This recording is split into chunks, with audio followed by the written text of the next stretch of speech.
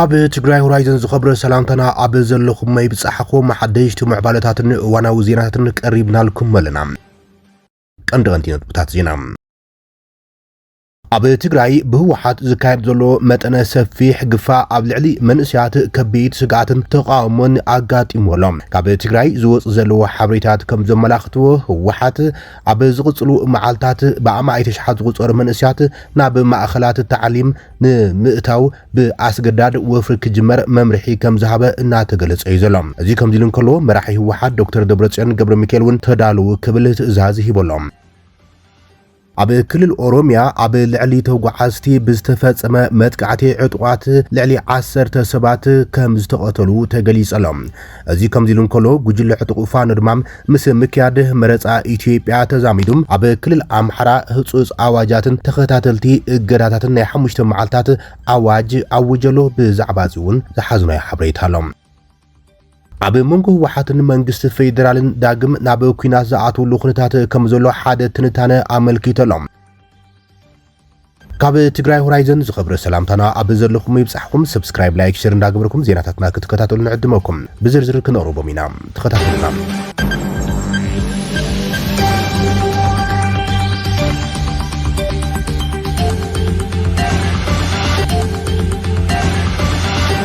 ኣብ ትግራይ ብህወሓት ዝካየድ ዘሎ ሓፈሳ መንእስያት ከበድቲ ተቃውሞታት ካብ ሓይልታት ፖለቲካን ውድባትን ከምኡን ህዝብን የጋጥመሎም ነበርቲ ውድባት ጉጅለታት ተጣበቕቲ ሰብኣዊ መሰላት ስጋኣት ኩናት ኣብ ዘጠንቅቕሉ ዘሎ እዋን ኣብ መላእ ትግራይ ጉዱድ ወተሃደራዊ ግፋእ ይካየድ ከም ዘሎ ጸብጻባት ወፅዮም ኣብ ትግራይ ዝረኣይ ዘሎ ሓዱሽ ስጋኣትን ወጥርን እናዓበየ ኣብ ዝኸደሉ ዘሎም ተቃዋምቲ ፖለቲካዊ ጉጅለታት ከምኡን ትካላት ተጣበቕቲ ሰብኣዊ መሰላትን ስጋኣትን ወጥርን የጠንቅቑም ዘሎም ኣብዚ ሕዚ እዋን ድማ ካብ ዝተፈላለዩ ከባቢታት ትግራይ ብግዴታ ዝተኣስሩ መንእስያት ዘመልክቱም ብምስሊ ዝተሓገዙ ጸብጻባት ብስፍሓት ወፅዮምሎም ብጸታዊ ምኽንያት ሽሙ ክግለጽ ዘይደለዮም ወሃብቲ ርእይቶ ንኣዲስ ስታንዳርድ ኣብ ዝሃቦ ቃል መንእስያት ንወተሃደራዊ ምልመላእ ዝዓለመም ዝተወደበ ጎስጓስ እዩ ዝበልዎም ገዛ ናብ ገዛ ምፍታሽ ምእሳር ከምኡን ምልመላ ናብ ማእኸላት ስልጠና ምስግጋር ሓዊሱም ይካየድ ከም ዘሎ ገሊጾም ሓደ መምህር ዩኒቨርሲቲ ኣክሱም ንኣዲስ ስታንዳርድ ኣብ ዝሃቦ ቃል ኣብ ዝሓለፈ ሰሙን ጥራሕ ኣብ ዞባ ማእኸል ትግራይ ብፍላይ ድማ ኣብ ከባቢታት ከተማ ኣክሱምን ከባቢያን ጻዕርታት ጉዱድ ምልዓል ተጠናኺሩ ከም ዝቐጸለ ገሊጾም ገዛ ገዛ ይመጹ እቲ ዝደልይዎ መንእሰይ እንተዘይተረኺቦም ንዝረኸብዎ ሰብ ይወስዱ ወይ ድማ ኣባላት ስድሮኦም ይኣስሩ ዝበለ እቲ መምህር እቲ ወፍሪ ንስድራ ቤታት ተጋደልቲ ነበርን ብቁጠባ ዝተሃሰዩ ስድራ ቤታትን ብዘይ መጠን ከም ዝጸለዎም ገሊጸሎም ብመሰረት እቲ ምንጭም ካብ ዝተፈላለዩ ከባቢታት ተኣኪቦም ናብ ማእከላት ወተሃደራዊ ተዓሊም ኣብ ከባቢ ኣክሱም ዩኒቨርሲቲ መሰጋገሪ ኮይኑ ከም ዘሎ ገሊጸሎም ነበርቲ ዞባ ሰሜናዊ ምዕራብ ትግራይ ንኣዲስ ስታንዳርድ ኣብ ዝሃብዎ ቃለ ምሕትት እውን ጎስጓስ ኣብ ከባቢኦም ካብ ካልኦት ከባቢታት ትክልል ዝያዳ ጽዑቕ ኮይኑ ይቕጽል ከም ዘሎ ስጋኣቶም ገሊጾም ካልእ ነባሪ ኣብ ከተማ መቐለም ኣብ ባንኪ ፀሓይ ካሽር ዝሰርሕ ዲያቆን ዳዊት ጉዕሽ ዝተባሃለ ዓርኩም ኣብ ከባቢ ኣክሱም ካብ ስድራ ቤታዊ ምብጻሕ እናተመልሰን ከሎም ተወሰደሉ ኩነታት እውን ኣካፊሎም ብመሰረት እቲ ምስ ኣዲስ ስታንዳርድ ሓበሬታ ዝሃበ ምስክርነት ዕጡቓት ኣብ ዓድዋ ንሓንቲ ናይ ህዝቢ መጓዓዝያ መኪና ደው ኣቢሎም ዳዊትን ካልኦት መንእስያትን ተሳፈርትን ኣውፅኦም ቴሌፎኖም ብምንዛዕ ኣብ ዞባ ማእኸል ትግራይ ከባቢ ዕዳጋ ሓሙስ ጸድያ ኣብ ከባቢ ዕዳጋ ሓሙስ ጸድያ ኣብ ዝበሃል ወይ ድማ ስጉሕ ተባሂሉ ናብ ዝፍለጥ ማእከል ወተሃደራዊ ተዓሊም ወሲዶም ኢሎም ኣብዚ ሕዚ እዋን ኣስታት 400 መንእስያት ኣብቲ ቦታ ወተሃደራዊ ተዓሊም ይገብሩ ከም ዘለውን ብዙሓት ካብኣቶም ብዘይድልየቶም ከም ዝተወሰዱን እቲ ምንጭ ጠቒሶሎም ኣዲስ ስታንዳርድ ነተኸሲም ብነፃ ኣካል ክረጋግጽ ኣይከኣልኩን ኢሎም እዚ ክሲ ዝቐርብ ዘሎ ኣብ ትግራይ ከም ዝተሓደሰ ወተሃደራዊ ምትእሳርን ወጥርን ብዝምልከት ካብ ተቃዋምቲ ሓይልታት ፖለቲካ ትግራይን ከምኡን ሕብረተሰባትን ወጥርን መጠንቀቕታን ኣብ ዝስምዐሉ ዘሎ እዋን እዮም ሰልፊ ውድብ ናጽነት ትግራይ ንባይቶ ጸጥታ ሕብራት ሃገራት ሕብረት ኣፍሪካን ዓለም ለኻዊ ትካላት ሰብኣዊ መሰላትን ኣብ ዝለኣኹም ቅሉዕ ደብዳቤም ህዝባዊ ወያነ ሓርነት ትግራይ ምስ ዝተሓዙ ወተሃደራዊ ጉጅለታትን መላእ ትግራይ ጉዱድ ጅምላዊ ምልዋጥ ወይ ድማ ግፋእ መንእስያት ይፍጽሙ ከም ዘለዉ ይከሲሶም ዕጡቓት ጉጅለታት ዒላማ ዝግበሩ መንእስያት ክርከቡም ኣብ ዘይኩሉ እዋን ድማ ዕጡቓት ፈተሻታት የካይዱን ንኣባላት ስድራ ቤት ይሃስዩን ወይ ድማ يأسرون كم زلوي كسيسهم ونات بتوسعي تجري بسدات كتباو سجم سجات تحداسي جونسون زللو سبعون بوليتيكاو نقولاو أجات إمها كم زلت أنكرلام قالت تقامي بوليتيكاو تكال سالساي ويان تجري بوجنم أبو سمن كابزخون وان العلي دبنا كينات أبلع تجري أنصراليو كم زلوي أتأنكرهم قفا إلى زجلت أدماء بهصص دو كبليس أو عتقريبهم أتوجس أبن برتيم سفيح تشنكات كم سعبة زحبرم تودب أب تجري زلو وشت أو جونسيم تغلى متفان مبتتان اتكل ክልል ከስዕብ ከም ዝኽእል የጠንቂቖም ዲሞክራሲያዊ ስምረት ትግራይ ስምረት እውን ብተማሳሊም ነቲ ኣብ ትግራይ ዝስማዕ ዘሎ ከቢድ ግፋ ብሓይልታት ህወሓት ብምዃን ኣብቲ መንእስያት ምእካብ ተባሂሎም ዝተሳተፍሉ ኣካላት መጻኢ ተሓታትነት ከም ዘሎም ኣጠንቂቖሎም ብሄራዊ ባይቶና ዓባይ ትግራይ ብወገኖም ህወሓት ዕናውን ንርእሰ ኣገልግሎትን ዕላማታትን ምስጓም ንመንእስያትን ደቂ ኣንስትዮን ኣገዲዶም ናብ ወተሃደራዊ ኣገልግሎታት የእተሎ ብምባል ብግዴታ ዝተኣዘዙ መንእስያት ተጋሩ ድማ ኮኒንዎሎም እቲ ውድብ ኣብ ዘውፅኦ መግለጺ ተጋሩ ድሮ ካብ ናይ ዓመታት ግጭት ዘይተኣደነ ስቃይ ምምዝባል ስንባር ተጻዊሮም ከም ዘለዎ ብምሕባር ማሕበረሰባት ሕውየትን ምርግጋዕን ኣብ ዝደልዩሉ ዘሎ እዋን መንእስያት ናብ ወተሃደራዊ ምንቅስቃስ ምግዳድ ብሞራል ይኹን ብሕጊ ተቐባልነት ዘይብሉን ብፖለቲካዊ ምዳይ ድማ ተሓታትነት እውን ዘስዕብ ክብል እዩ ኣጠንቂቑ ዘሎም እዚ ከምዚ ኢሉ እንከሎ ብዘይ ስሩዕ ካብ ትግራይ ዝረኸብናይ ሓዱሽ ሓበሬታ ከም ዘመልክቶም ህወሓት ብውሕዱ ኣብዚ ዝካየድ ዘሎ ወፍሪ ግዴታዊ ግፋ መንእስያት 200,000 መንእስያት ተገፊፎም ናብ ወተሃደራዊ ታዕሊም ከኣቱ ኣለዎም ዝብል ካብ ቤት ጽሕፈቱ ኣውሪዶም ናብ ተፈጻምነቱ ኣትዩ ከም ዘሎ እዮም እዚ ከምዚ ኢሉ እንከሎ ድማ ሓደ ካብ ኣዘዝቲ ዕጡቃት ህወሓት ዝኾነ ብርጋዴር ጀነራል ማሾ በየነ ኣብ ሓደ ኣዳራሽ ኣብ ከተማ መቐለ ትማሊ ኣብ ዘስሙዖ መደረ እውን ምስላም ሰራዊት የጋጥም ከም ዘሎን ሽሑኳ ኣብ ኣጸጋሚ ኩነታት እንተሃሎም ካብ ሰራዊት ዝጠፍእ መንእሰይ ብዙሕ ከም ዝኾነም ኣሚን እዩ ኣብ ዝወፀ ቪድዮ ስለዚ ምስላም ንገዛኻ ምምላስ ዝመሳሰሉ ነገራት ተፈጢሮም ሓይልና ምምንማን ቁጥሪ ክፍለ ጦራት ምምንማን ኣጋጢም ኢንፋክት ምስቲ ናይ ሕዚ ዘለውን ይመሳሰል ሕዚ እውን ንገዙ ዝምለስ ግዛም ዳዓት ብጣዕሚ ብዙሕ እዩ ስለዚ ኣብ ኢትዮጵያ ኣብ ልዕሊ ተጓዓዝቲ ከቢድ መጥቃዕቲ ተፈጺሙ ልዕሊ 10 ሰባት ድማ ተቐቲሎም ሎሚ 20 ጉንበት 2018 ዓመተ ምህረት ኣብ ክልል ኦሮሚያ ካብ ጎሃጽዮን ናብ ቱሉ ሚልኪ ኣብ ትጓዓዝ ነበረት ታታ ዝተባህል ናይ ህዝቢ መጓዓዝያ ኣውቶቡስ ብዕጡቃት ሓይልታት ብዝተፈጸመ ዘስካሕትሕ መጥቃዕቲ 12 ንጹሃት ተጓዓዝቲ ህይወቶም ስኢኖም ኢሎም ዕጡቃት ሓይልታት ኣብቲ ኣውቶቡስ ተኽሲ ብምፋት እቶም ተሳፈርቲ ኣብ ውሽጢ ኮፍ ኢሎም እንከሎም ተቐቲሎም ኣሎም ድሕርቲ መጥቃዕቲ እቶም ጉጅለ ዕጡቃት ነቶም ዝተረፉ ተሳፈርቲ ጨውዮም ናብ ዘይተፈልጦ ቦታ ከም ዝወሰድዎም ካብቲ ቦታ ዝወፀ ዜና መልኪቶሎም እቲ መጥቃዕቲ ዝተፈጸመሉ ክፋል ጽርግያ ከምዚ ዓይነት ጨውያታትን ኣረሚናዊ ቅትለትን ንሰላማውያን ሰባት ብተደጋጋሚ ዝፍጸመሉ ሓደገኛ ኣከባቢ ምዃኑ እዩ ተገሊጹ ዘሎ ኣብዚ መስመር ዝርከቡ መራሕቲ መኻይን ተጓዓዝን መዓልታዊ ብዘይ ውሕስነት ጸጥታን ህይወቶም ስጋኣትን ክጓዓዙ ይግደዱ እኳ እንተሎም ኩነታት ጸጥታ ናይቲ ከባቢ ክሳብ ሕዚ ፍታሕ ኣይረኸበን ኢሉ እቲ ዜና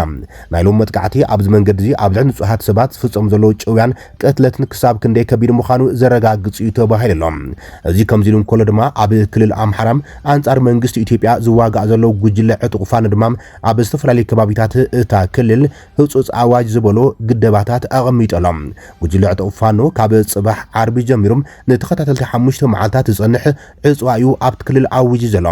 ኣብ ክልል ኣምሓራ ዝኣወጀ ዕጽዋ መጓዓዝያ ሓዊሶም ኩሎም ምንቅስቃሳት ደው ክብሉ ከም ዘሎም መጠንቀቕታ ሂቦሎም ፋኖ ኣብቲ ዘርግሖ ወግዓዊ መግለጺኦም ኣምቡላንሳት ጥራሕ እዮም ክንቀሳቀሱ ዝፍቀደለን ኢሎም ቅድሚ ሒደት መዓልታት ኣብ ዝተፈጸመ መጥቃዕቲ ጉጅለ ዕጡቕ ፋኖም ኣብ ልዕሊ ሰራዊት ምክልኻል ኢትዮጵያ ሓደ ጀነራል ቀቲሉ ኢሉ ዜና ከም ዘርግሐ ኣይርሳዕን እዮም ብወገን መንግስቲ ኢትዮጵያ ሃገራዊ መረፃ ንምክያድ ኣብ ምሽብሻብ ዝርከብ ዘሎ ኮይኖም ፖሊስ ክልል ኣምሓራ ኣብ ዘርግሖ መግለጹን ኣብቲ ክልል ብዘይ ዝኾነ ስጋኣት ጸጥታን ሰላምን ድሕነትን መረፃ ብሰላማዊ መንገዲ ህዝቢ ንክመርጽ ሙሉእ ምድላው ገይሩ ከም ዘሎ እዩ ገሊጹ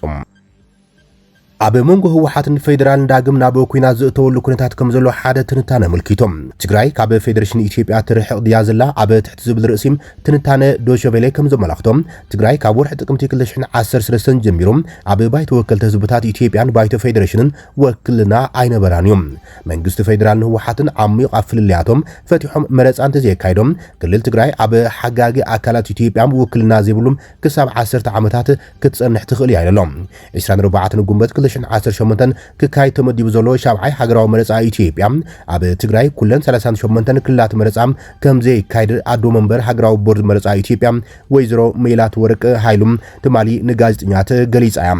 ወይዘሮ ሜላት ወርቅ ኣብ ትግራይ ሓዊሱ ኣብ ኩለን ኣኻኣሎ ኩነታት ኣብ ዘይብለን ከባቢታት ኣቐዲሙ መረፃ ንምክያድ እኳ ተሓሲቡ እንትነበረ ኣብ መንጎ ግን እቲ ኩነታት ተሰሪዩ ዘሎ ኢላ ከም በዓል ዲሞክራሲያዊ ስምረት ትግራይ ውድብ ቃንጫ ሓቅን ትንሳኤ 70 እንደርታን ዝኣመሰሉ ውድባት ፖለቲካ ትግራይ ኣብቲ መረፃ ንኽሳተፉ ተመዝጊቦም ነይሮም እዮም እንተኾነ ግና ኣብ መወዳእታ ካብቲ መረፃ ወፂኦም እዮም ኣፈኛ ህዝባዊ ወያነ ሓርነት ትግራይ ኣቶ ሚካኤል ስጎዶም ግን መረፃ ክንገብር ኣብ ትግራይ ዝኽእለሉ ኩነታት ኣይኮናን ዘለና ክብል ይገሊጾም ሓደ ምኽንያት ናይዚ ዝበሎ ድማ ሚሊዮናት ነበርቲ እትኽልል ኣብ 146 ማዓስከራት ተመዛበልትን ኣብ ሱዳን ኣብ ስደትን እዮም ዝርከቡ ኢሎም ኣብ ምዕራብ ትግራይ ጸለምትን ካልኦት ከባቢታትን ኣብ ትሕቲ ቁጽር ጽላእ ዝርከብ ህዝቡ ናጻ ከም ዘይኮነ ዝገለጸት ወሃብ ቃል ህወሓት ልዕሊ 40 ሚእታዊት ላዕላውነት መሬት ትግራይ ኣብ ትሕቲ ቁጽር ጽላእ ከም ዘለውን ይገሊጾም ህልው ኩነታት ትግራይ መረፃ ንምክያድ ምቹው ኣይኮነን ክብል እዩ ንዶይቼ ቬለ ገሊጹሎም መንግስቲ ክልል ብስንኪ ሕጽረት በጀትን ነዳድን ኣቐዲሙ ኣብያተ ትምህርቲ ክዕጽዋ ዝወሰነ ኮይኑ ሕጽረት ገንዘብን መድሓኒትን እውን ንህዝቢ እቲ ክልል የሳቀዩ እዩ ዘሎ እዚ እዋን እዚ ብዛዕባ መረፃ እንዛረበሉ ግዜ ኣይኮነን ዝበለት ወሃብ ቃል ህወሓት ብዛዕባ መጻኢ ህዝብና ካብዚ ህላወ ቀሉላው ከመይ ጌርና ክንውፅእ ንኽእል ዝብል እዩ ሓሳብና ክብል እዩ ተማጊቱ ዝሓለፉ 6 ዓመታት ትግራይ ካብ ባይቶ ወከልቲ ህዝቢ ይኹን ኣብ ባይቶ ፌደሬሽን ውክልና ይነበራን ህወሓት ብስንኪ ለበዳ ኮቪድ-19 ዕድመ ቤት ምክሪ ሚኒስትራት ባይቶ ወከልቲ ህዝቢ ከምኡውን ባይቶ ፌደሬሽን ምንውሑም ተቃውምኡ ምስ ኣስምዐም ኣብ መንጎ ፌደራል ድማ ከቢድ ወጥሪ ኣስዒቦም ትግራይ ድማ ውክልና ኣሲና ኣብ ወርሒ መስከረም 2013 ኣብቲ እዋን መረፃ ትግራይ 2012 ብመንግስቲ ፌደራል ኣፍልጦ ስለ ዘይተዋሃቦም ኣብ መንጎ ኣዲስ ኣበባን መቐለን ከቢድ ፖለቲካዊ ወጥሪ ተፈጢሩ ነይሩ እዮም ጃድሻይ መረፃ ኢትዮጵያ ኣብ 24 ጥቅምቲ 2013 ዓመተ ምህረት ኩናት ትግራይ ካብ ዝውላዕ ኣብ ውሽጢ 7 ዋርሕ ዝተኻየደ ብምዃኖም መቐመጢ ወናብር ትግራይ ኣብ ባይቶ ወከልቲ ህዝቢ ክልቲኡ ባይቶታት ባዶ ኮይኑ እዮም ትግራይ ከይተሳተፈት ሓደ ናይ መረፃ ገዛ ዝሓለፈ ኮይኑ ሕዚ ድማ ትግራይ ንተወሳኺ 5 ዓመት ኣይክትሳተፍን እያ እዚ ማለት ብድምር 10 ዓመት ማለት ይብል ኣብ ኢንዲያና ዩኒቨርሲቲ ማውር ቤት ትምህርቲ ሕግም ተማራማሪ ኣለማይ ፈንታ ሕዚ ትግራይ ኣካል ኢትዮጵያ ክንብል ንኽእል ኢና ዝብል ሕቶ ቀሪብሉ እቲ ተማራማሪ ርግፀኛ ይኾንኩን ክብል ይመልስ ሂቡ ትግራይ ንኽልተ እብረ ኣብ መረፃ ከይተሳተፈት ተሓልፍላ 3 እብረ እንተኮይኑ 15 ዓመት ይኸውን ኣሎ ማለት እዩ 4 እንተኮይኑ ድማ 20 ዓመት ማለት ይብል እቲ ካብ ጥቅምቲ 2013 ክሳብ ጥቅምቲ 2018 ዝጸንሐ ደማውን ዕናዊ ኩናት ድሕሪ ዝተኸተመ ስምምዕነት ፕሪቶሪያ ምቁራጽ ተኽሲም ክልል ትግራይ ኣብ ባይቶ ወከልቲ ህዝብታት ሓዊሶም ኣብ ፌደራል መንግስቲ ዘለዋ ውክልና ዳግማይ ንኽትረክብ መንገዲ ከፊቱ ነይሮም እቲ ስምምዕነት ዝፈረሙ ወገናት ኣብ ትግራይ ስልጣን ፌደራል መንግስቲ ክምለስ ኣብ ልዕሊ ፌደራላዊ ትካላትን ቢሮታትን ድማ ተጋሩውን ናብ ንቡር ተሳትፎን ውክልናን ክምለሱም ተሰማሚዖም ነይሮም እዮም ካብዚ ብተወሳኺ ኣብ ስምምዕነት አንቀጽ 9 መንግስቲ ፌደራል ብመሰረት ሕገ መንግስትን ተግባራዊ ዝኾኑ ሕግታትን ኣብ ባይቶ ፌደሬሽን ባይቶ ወከልቲ ህዝብታትን ሓዊሶም ኣብ ፌደራል ትካላት ውክልና ክልል ትግራይ ክረጋገጽን ክመቻቸውን እዩ ዝብል እዮም እቲ ስምምዕነት ምስ ተፈረመም እቲ ቀዳማይ ስጉምቲ ትግራይ ናብ ፌደሬሽን ምምላስን ትግራይ ኣብ ትካላት ፌደራላዊ ፖለቲካዊ ውክልና ምርግጋጽን ክኸውን ነይርዎ ይብል እቲ ተንታኒ ህወሓት እዚ ኣብ ክንዲ ዝገብር ኣብ ክልተ ተኸፋፊሉም ክልቲኦም ዝተኸፋፈሉ ኣካላት ድማ ኣብቲ ግዜያዊ ምምሕዳር ፕሬዚደንትነት ንዓዩ ዝብል ኣተኪሮም እምበር ውክልና ህዝቢ ትግራይ ብኸመይ ይረጋገጽ ኣብ ዝብል ኣይነበረን ክብል ድማ መጊቶሎም ግዜያዊ ምምሕዳር ትግራይ መረፃ ክሳብ ዝካየድ ኣብ ቦትኡ ክጸንሕ ነይርዎም ብመሰረት ስምምዕነት ወከልቲ ቤት ምክሪ ክልል ትግራይን ባይቶ ወከልቲ ህዝብን ብመንገዲ ሃገራዊ ቦርድ መረፃ ኢትዮጵያ ክምረጹ ነይርዎም ይብል እቲ ብመንጎይነት ሕብረት ኣፍሪካ ዝተገብረ ስምምዕነት ሰላም ነቲ ካብ ጥቅምቲ 2013 ክሳብ 2015 ዝጸንሐ ውግእ ዘብቅዕ እኳ እንትኾኖም ቁልፊ ድንጋገታት ግን ኣብ ግብሪ ኣይወዓልን እዮም መንግስቲ ፌደራልን ህወሓትን ነንሕድሕዶም ክዋቐሱ ጸንሑም ስሕተታት ኣተገባብራውን እናፈጸሙ ይመጽኦም እቲ ስምምዕነት ሰላም ተበቲኹ እዩ ዝበለ ዓለማዮም ዋላ እኳ ህወሓት ነቲ ስምምዕነት ሰላም ንምፍራስ ስጉምትን ተወሰደም መንግስቲ ፌደራል ግን ነቲ ስምምዕነት ሰላም ዘኽብር ኣይነበረን እዩ ክብል ይገሊጾም መንግስቲ ፌደራል ሓደ ካብቶም ፍሽለት ስምምዕነት ሰላም ዓብዪ ኣበርክቶ ዝገበሩም ኣካላት እዩ ድማ ኢልዎም ዶይቼ ቬለ ብዛዕባ ዝጸብጻብ ርእይቶን ምርካብ ናብ ቤት ጽሕፈት ቀዳማይ ሚኒስትር ኣብይ ኣሕመድን ኣገልግሎት ርክብ መንግስትን ብኢሜል ቀጥታዊ ስልኪ ከምኡን መልእኽቲ ዋትስኣፕን እኳ ልኢኹን ትነበረ ሰበስልጣን ክልቲኡ ኣካላት ግን መልሲ ኣይሃቡልን እዮም ኢሎም ድሕሪ ቀዳማይ ሚኒስትር ኣብይ ኣሕመድ ዕድመ ግዜያዊ ፕሬዚደንት ታደሰ ወረደን ነተወሳኺ ሓደ ዓመት ምንውሑ ስዒቦም ህወሓት ነቲ ቅድመ ኩናት ዝተመረጸ ክልላዊ ቤት ምክሪ ናብ ስርሑ ኣእትይዎሎም እቲ ቤት ምክሪ ብደብረጽዮን ገብረ ሚካኤል ዝምራሕ ክልላዊ መንግስቲ ክተክል ምዃኑ ይወሲኑ ግዜያዊ ፕሬዚደንት ታደሰ ወረደም ንተግባራት ህወሓት እኳ እንተተቃወሞም ደው ዘበለ ግን ኣይኮነን ኣቶ ሚካኤለም ሕዚ ነቲ ጸንሐ ቤት ምክሪ ናብ ስራሕ ኣእቲና ኣለና ዝጸንሐ መንግስትና ተኺልና ኣለና ዝበለ ኮይኑም ጸገማትና ብሰላማዊ መንገዲ ክንፈትሕ ብንጹር ወሲናልና ክብል ይገልጾም ይኹን እምበር ቀንዲ ትኹረት እቲ ውድብ ኣብ ባይተ ወከልቲ ህዝቢ ክልል ትግራይን ቤት ምክሪ ፌደሬሽንን ተሳትፎ ይኮነን ሕዚ ተገዳስነትና ህዝብና ከመይሉ ካብቲ ህላዋዊ ስጋት ክወፅእ ይኽእል ካብቲ ህላዋዊ ስጋትን ምውጻእ ድማ ዘኽእለና ውጥን ንሰርሕልና ክብል እዩ ተዛሪቡ ፕሬዚደንት ጊዜያዊ ምምሕዳር ትግራይ ነበሩ ጌታቸው ረዳ ዝመርሖም ዲሞክራሲያዊ ስምረት ትግራይ ስምረት ሓዊሶም ብዝተፈላለዩ ፖለቲካዊ ውድባት ወተሃደራዊ መራሕትን ውልቀ ሰባትን ዝቆመ ቤት ምክሪ ሰላምን ለውጥን ትግራይ ኣብ ቀረባ እዋን መረፃ ክሳብ ዝካየድ ጊዜያዊ መስተጋግር መንግስቲ ንምቋም ጻዕሪ ከም ዝጀመረ ይፍለጦም ኣብ ውሽጢ ፖለቲካዊ ኤሊት ትግራይ ዝረአ ዘሎ ምፍላይ ምስ መንግስቲ ፌደራል ዘሎ ኣፈላላይን ኣብ ትግራይ ዝረአ ዘሎ ቁልጡፍ ምልዋጥ ኣሰላልፋን ካልእ ኩናት ክካየድ ከም ዝኽእልዮም ስክፍታት ፈጢሮም ዘሎም ተንታኒ ኣለማዮ ብፍላይ ኣብ መንጎ ፌደራል መንግስትን ህወሓት ዘሎን ወጥሪ ኣብ ግምት ብምእታም ግጭት ክፍጠር ተኽእሎ ክብል ስጋቱ ገሊጸሎም ብኽልቲኡ ወገን ምንቅስቃስ ከም ዘሎን መንግስቲ ፌደራል ሰራዊቱ ናብ ሰሜን ካብ ዘግዕ ጸኒሑ ከም ዝኾነም ብደብረጽዮን ዝምራሕ መንግስቲ ህወሓት እውን ምስ ሻዕብያ ዝርርብ ከም ዝጀመረም ካብ ሓሊፉን ከይተረፈም ከይዱ ጽምዶ ዝበሃል ሓብራዊ ጥምረት ከም ዝመስረተም ንሰምዕልና ዝበለ ኮይኖም ክልቲኡ ወገን ኣብ ግርጭት እዩ ዘሎ ክብል እዩ እቲ ተንታኒ ገሊጾም ሲቪል ማሕበራዊ ትካላት ቀዳምነት ንሰብኣዊ መሰላት ኢትዮጵያ ኣብ ትግራይ ዝተመርሱዑ ጥቃት ኣብ ባህላዊ ዕድና ወርቂ ዝተዋፈሩን ሓዊሶም መንእስያት ብሓይሊ ንምምልማል ማዕበላ ግፋ ይካየድ ከም ዘሎም ዘመልክት ሓበሬታ ከም ዝበጽሖም ዋና ዳይሬክተር እቲ ቀዳምነት ንሰብኣዊ መሰላት ዝኾነ ኣቶ ተስፋ ዓለም ብርሃም ንዶይቼ ቬለ ተዛሪቦሎም ብወገና ንግርጭት ዝፍጠረሉ ምኽንያታት ልዕሊ እኹል እዮም ህዝብና ኣብ ትሕቲ ፌደራላዊ መንግስቲ ይሳቀይ ዘሎ ይብል ኣቶ ሚካኤለም ግጭት ስለ ዘይንደሊም በሰላም ኩናት ስለ እንፈልጥ ነዚ ጉዳይ ብሰላም ዝፍትሓሉ መንገዲ ክንረክብ ንፍትነልና ክብል ገሊጾም ግጭት ኣይንደልን ምባል ግን ነቲ ኣብ ልዕሊና ዝተወልዐ ወራር ወይ ኣብ ልዕሊና ዝውላዕ ወራር ኣይንቃወምን ወይ ኣይንመክትን ማለት ኣይኮነን ክብልዮም ወሃብ ቃል ህወሓት ሚካኤል ስገዶም ተዛሪቡ ንኽንነብር ህልውናና ንምርግጋጽ ክንቕጽል ነቲ ዝካየድ ዘሎ ወራር ንምምካት ድማ ምድላዋት ምግባርና ዘይተርፍዩ ክብልዮም ተዛሪቡ ዘሎም እዚ ከምዚሉ እንከሎ ድማ መራሒ ህወሓት ዶክተር ደብረጽዮን ገብረ ሚካኤል ኣብቲ ክልል ዘለዎ ኮሚሽን ፖሊስ ንፍሉይ ልኡኽ ክዳሎ ከም ዘለዎ ኣዚዘሎም ፖሊስ ዘተኣማምን ውሽጣዊ ሰላም ከረጋግጽ ዘድሊ እዩ እንትኾነም ናይ ደገ ሓደጋ ንምክልኻል እውን ተሓሲቡ ዳግም ዝተጣይሸ ከም ዝኾነ እዩ ደብረጽዮን ገሊጹ ዘሎም ስለዝኾነ ድማ ፖሊስ ሕዝውን ኣብ ዝለዓለ ድልውነት ደው ክብል ከም ዘሎም ብኣዘራራቢ ብዝኾነ መንገዲ ምስ ኮሚሽን ፖሊስ ትግራይ ዝርርብ ኣካይድ ዘሎ ዶክተር ደብረጽዮን እዚ ድማ ምስቲ ኣብ ትግራይ ይስማዕ ዘሎ ሓድሽ ወጥሪ ሲዒቡም ምናልባት ግጭት ሃንደበት ዝውልዕሉ ኩነታት ከይፈጥር ስጋዓት ዘስዓበ ኮይነሎም